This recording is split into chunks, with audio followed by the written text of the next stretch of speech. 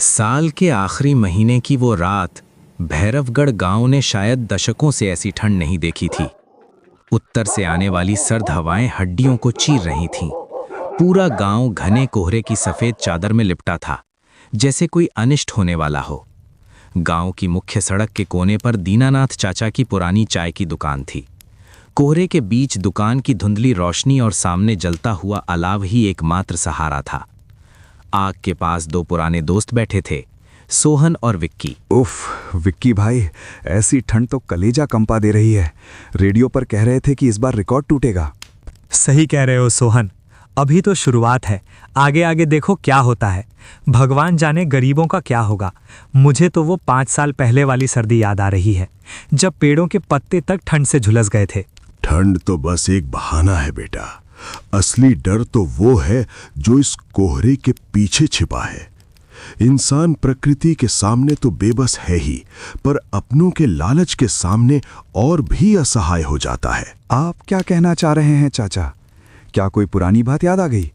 आज की ये धुंध, ये बर्फीली हवा मुझे 20 साल पुरानी उस खौफनाक रात की याद दिला रही है। वो घटना शिवगढ़ गांव की है। दीनानाथ चाचा की आवाज में एक अजीब सा भारीपन आ गया था। सोहन और विक्की अब आग तापने से ज्यादा उनकी बात सुनने में दिलचस्पी लेने लगे। चाचा ने बताना शुरू किया।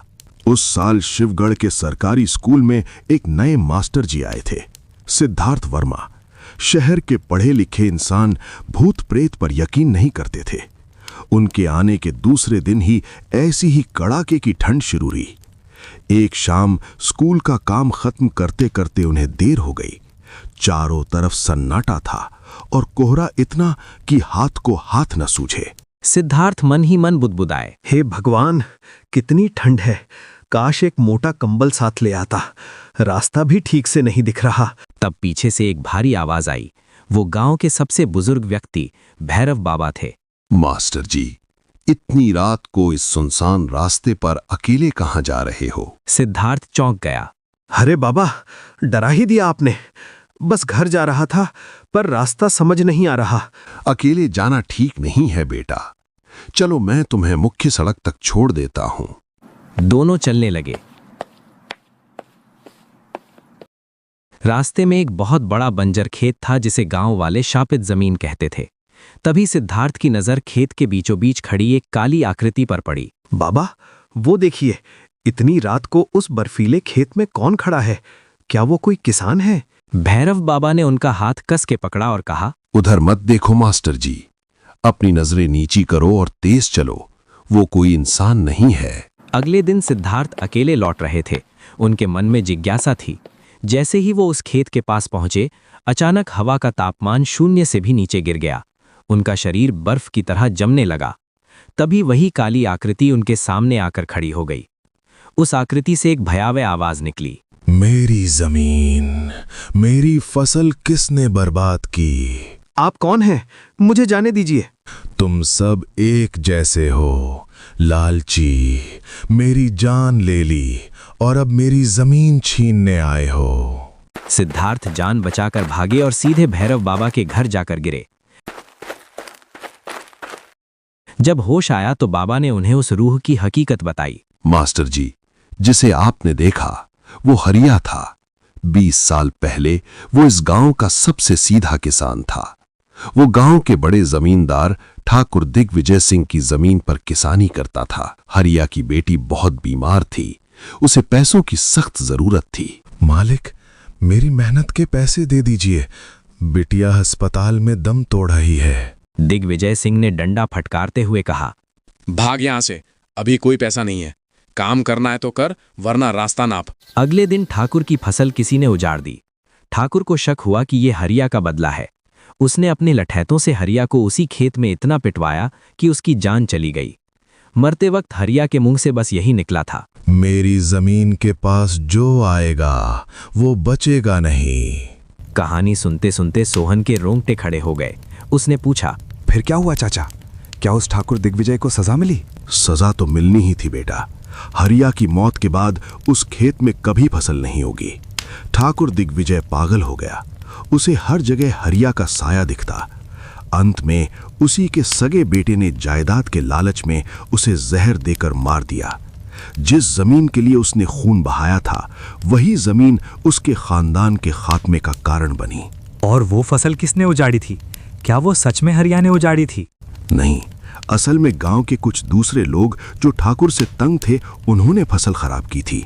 पर बलि चढ़ा बेगुनाह हरिया, इसीलिए उसकी रूह आज भी उस कोहरे में इंसाफ ढूंढती है। दुकान के बाहर कोहरा और भी घना हो गया था। दीनानाथ चाचा चुप हो गए। सोहन और विक्की ने एक दूसरे की ओर देखा। अब उन्हें ठंड के साथ साथ एक अनजाना डर भी महसूस हो रहा था। आग की लपटें अब राख में बदल रही थीं। भैया, अब उठो, रात के 2 बज रहे हैं। कोहरा इतना है कि रास्ता भी नहीं दिखेगा, संभल कर जाना। चाचा, आपकी कहानी ने तो खून जमा दिया। विक्की, चलो जल्दी, घर पहुंचते पहुंचते न जाने क्या देखना पड़ जाए। अरे डरो मत सोहन भाई, वो कहानी शिवगढ़ की थी, हमारे गांव की नहीं। चलो। दोनों दोस्त दुकान से निकलकर कच्ची पगडंडी पर चलने लगे। तभी अचानक उन्हें दूर से किसी के रोने की हल्की आवाज सुनाई दी। विक्की, सुना तुमने? कोई रो रहा है। चुप कर, हवा की आवाज होगी, तेज चल। जैसे जैसे वो आगे बढ़े, रोने की आवाज साफ होने लगी। पगडंडी के किनारे एक पुराना बरगद का पेड़ था। वहां एक औरत फटे पुराने कपड़ों में बैठी अपना चेहरा घुटनों में छिपाए सिसक रही थी। सोहन का दिल पसीज गया। देखो, इतनी ठंड में ये औरत यहाँ क्या कर रही है? कहीं ये भी किसी मुसीबत में तो नहीं? चाचा ने कहा था कि कोहरे में जो दिखे उस पर यकीन मत करना, चुपचाप निकल चलो।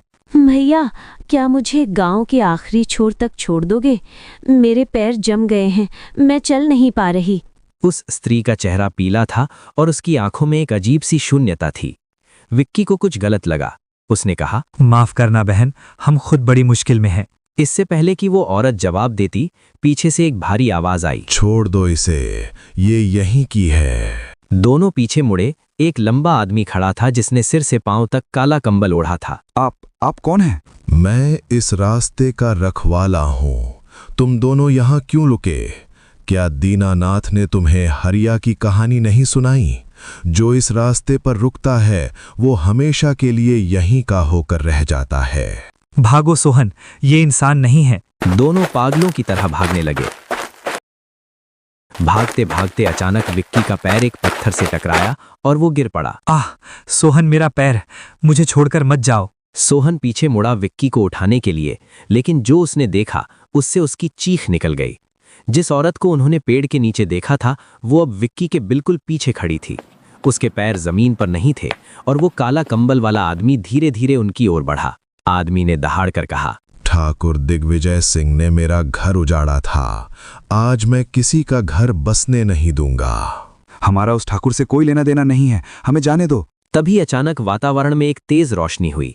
गांव के मंदिर की आरती का घंटा बजने लगा। कोहरा धीरे धीरे छटने लगा।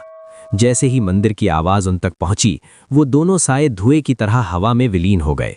सुबह जब गांव वाले उस रास्ते से गुजरे तो उन्होंने सोहन और विक्की को बेहोश पाया।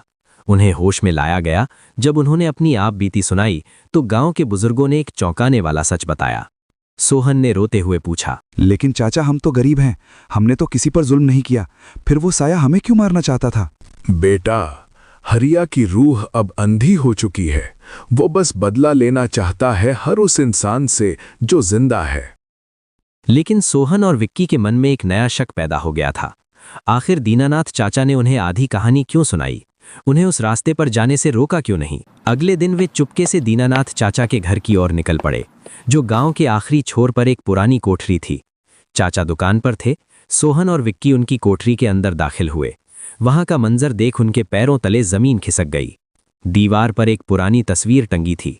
तस्वीर में 3 लोग थे, ठाकुर दिग्विजय सिंह, किसान हरिया और उनके बीच खड़ा एक नौजवान लड़का खड़ा था। यार विक्की, इस लड़के की शक्ल देखो, ये तो जवान दीनानाथ चाचा हैं। तभी पीछे से आवाज आई, देख लिया तुम लोगों ने, सच ज्यादा देर छिपता नहीं है। दीनानाथ चाचा दरवाजे पर थे। उनकी आंखों से आंसू बह रहे थे। हाँ, मैं वही हूं, ठाकुर दिग्विजय का सबसे वफादार लठैत। उस काली रात जब ठाकुर ने हरिया को मारने का हुक्म दिया था तो पहली लाठी मैंने ही चलाई थी।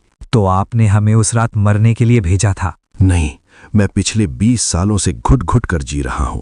मैंने ही हरिया की फसल उजाड़ी थी क्योंकि ठाकुर ने मुझे लालच दिया था। जब हरिया मरा तो उसकी रूह ने मुझे श्राप दिया था कि मैं कभी चैन से मर नहीं पाऊंगा। मैं तब तक इस गांव की सरहद पर पहरा दूंगा जब तक मैं किसी निर्दोष की जान बचाकर अपना पाप नहीं धो लेता। पर उस रात तो हमारी जान मुश्किल में थी, आपने हमें क्यों नहीं बचाया? मैं तुम्हें बचाने ही आया था। वो काला कंबल वाला आदमी वो हरिया नहीं था, वो मेरा ही गुनाह था जो साया बनकर तुम्हें डरा रहा था। उस रात उस बरगद के पेड़ के पास मैंने ही उस साय को रोका था। अगर मैं वहां नहीं पहुंचता तो तुम आज जिंदा नहीं होते। अचानक कोठरी के अंदर का तापमान गिर गया। दीवार पर टंगी तस्वीर खुद ब खुद नीचे गिर गई। हवा में एक गूंज सुनाई दी। देखते ही देखते कोठरी के बीचों बीच वही काला साया उभरा, लेकिन इस बार उसका चेहरा साफ था। वो हरिया ही था, पर उसकी आंखों में आज गुस्सा नहीं बल्कि एक शांति थी। दीनानाथ, समय आ गया है। 20 साल का इंतजार खत्म हुआ। मैं तैयार हूं हरिया। इन मासूमों को छोड़ दो, मेरा लहू ले लो, पर मुझे इस पछतावे की आग से आजाद कर दो। तुमने आज सच बोलकर अपनी आत्मा को हल्का कर लिया दीनानाथ। पश्चाताप ही सबसे बड़ा दंड है। अब चलो मेरे साथ। सोहन और विक्की ने डर के मारे आंखें बंद कर लीं। जब उन्होंने आंखें खोलीं तो कोठरी खाली थी। दीनानाथ चाचा गायब थे। अगले दिन पूरे गांव में शोर मच गया। दीनानाथ की दुकान लावारिस पड़ी थी। लोग कहने लगे कि चाचा कहीं चले गए, लेकिन सोहन और विक्की जानते थे कि उन्हें उनकी मंजिल मिल गई है। शिवगढ़ में अब भी कोहरा छाता है, लेकिन अब उस कोहरे में कोई डरावनी आवाज नहीं आती। लोग कहते हैं कि अब उस रास्ते पर एक बूढ़ा आदमी हाथ में लालटेन लिए मुसाफिरों को रास्ता दिखाता है। शायद दीनानाथ चाचा अब भी अपना प्रायश्चित कर रहे हैं, अब डराकर नहीं बल्कि राह दिखाकर।